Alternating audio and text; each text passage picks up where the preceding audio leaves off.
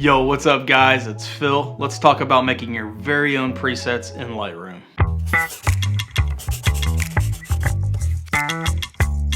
What's up guys? I'm Phil. If you don't know me, I'm a photographer, I'm a videographer, I'm a content creator based out of the greatest country in the world, Texas. I tell you what, I tell you what. And here we're going to talk about all things photography, videography, and content creation. Before we get into today's lesson, I just want to thank everybody that's helped me almost get to my goal. I'm almost there. I want to hit 1,000 subscribers by the end of this year. As of right now, I'm only 30 subscribers away. So it looks like I'm going to be hitting my goal early this year. I know it's not a big milestone to many, but for me, it's huge. And I want to thank everybody who's helped make that happen. But today, let's get into today's lesson. It's all about making your very own presets in Lightroom. You don't necessarily need to go out and buy other people's presets unless you just love their stuff. I'm gonna show you how to make your own. So let's go. Okay, so I've got this photo here that I took with a drone. And it's kind of one of my new favorite things right now. I'm going out capturing my own cloud assets for sky replacement and stuff like that. And it's also just really fun to learn a new skill.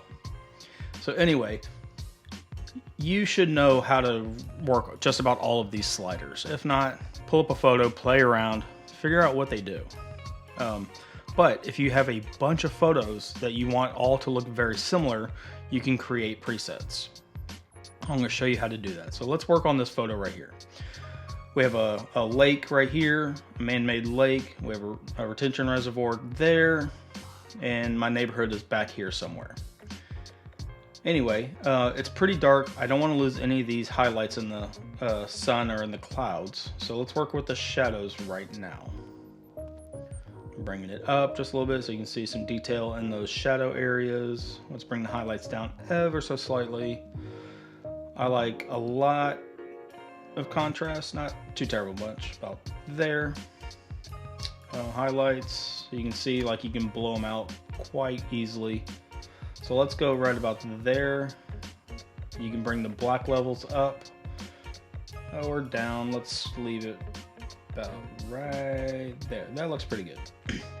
Now with texture, you want to be careful. You don't want to go too crazy with it because it looks fake. So I like to stay right about there, maybe even a little bit less on my texture. Let's go about there.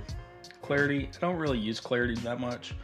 Vibrance, since it is a drone photo and nature, I want it to be a little bit more vibrant, not too crazy.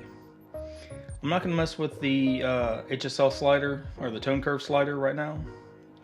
Not for this photo. Let's look at the HSL, which is hue, saturation, luminance. You can change the feel of your photos. Like say you wanted to look a little bit more fall. Come over to the luminance and there, it looks like somewhat fall. But we're not going to do that today. Sharpening, I'm a firm believer that every photo needs some sort of sharpening. So bring your amount up just a little bit, come down to your masking, hit Option or Control, and you can see what all it is sharpening. That's pretty good. Don't need any noise reduction for this. I always do some sort of lens correction on this. Just helps flatten out the photo so it doesn't look fisheyed. And I usually just bring in some vignetting to help draw attention towards the center of my screen. Anyway, that is a very quick and dirty edit that I like to do. Let's bring it up just a smidge. And let's go just a tad warmer. Not too much. Right about there. Anyway, so that took a little bit, and I don't want to have to do that for every single photo. So what you can do is listen to my my laptop here sound like it's getting ready to take off because the fan is going like crazy. So what you can do is hit this little plus button next to your preset panel. Hit that, you can create a preset. So you can decide what all it is saving, all of your adjustments, or if you don't want the white balance, for instance, you can take the white balance out of that. You can take the exposure out of that. That way the exposure isn't really messed with when you create your preset.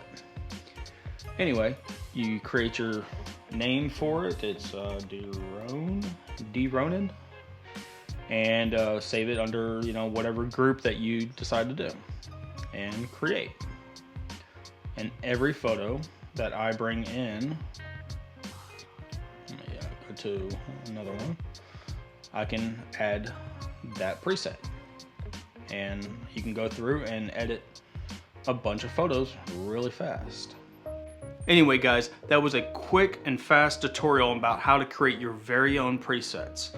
So what you can do is build up a catalog of these things, package them into a bundle, and sell them yourself. Myself, I've got 2 different presets on my website right now, ready for sale. I make money just about every single day making these presets. I don't have to do anything for it. They just click download and purchase, and money shows up in my bank. It's a great way to make some passive income. If you haven't already, hit that subscribe button, hit that notification button, and I will see you next time.